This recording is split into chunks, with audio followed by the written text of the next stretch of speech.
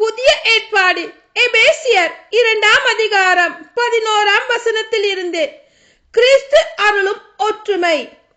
எனவே பிறப்பால் பிற இனத்தவராய் இருந்த நீங்கள் உங்கள் முன்னைய நிலையை நினைவில் கொள்ளுங்கள். உடலில் கையால் விருத்த சேதனம் செய்து கொண்டவர்கள் உங்களை விருத்த சேதனம் செய்தோர் என கூறி இகழ்ந்தார்கள்.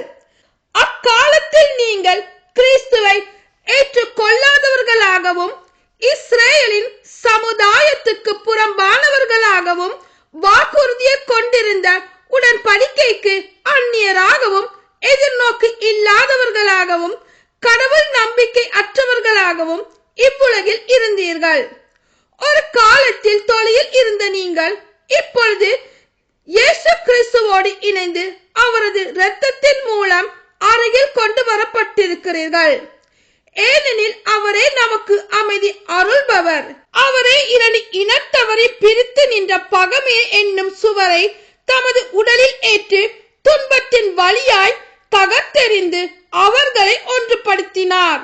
பல கட்டளைகளையும் விதிகளையும் கொண்ட யூத சட்டத்தை அளித்தார். இரு இனத்தவரையும் தம்மோடு இணைந்திருக்கும் புதியதொரு மனித இனமாக படைத்து அமைதி ஏற்படுத்தவே இவ்வாறு செய்தார். தாமே துன்புற்று பகைமையை அளித்தார். சிலுவையின் வழியாக இரு இனத்தவரையும் ஓருடலாக்கி கடவுளோடு ஒப்புரவாக்க இப்படி செய்தார். அவர் வந்து தொலையில் இருந்த உங்களுக்கும் அருகில் இருந்த அவர்களுக்கும் அமைதியை நற்செய்தியாக அறிவித்தார். அவர் வழியாகவே இரு இனத்தவராயிருந்த நாம் ஒரே தூய ஆவி மூலம் நம் தந்தையை அணுகும் பேறு பெற்றிருக்கிறோம்.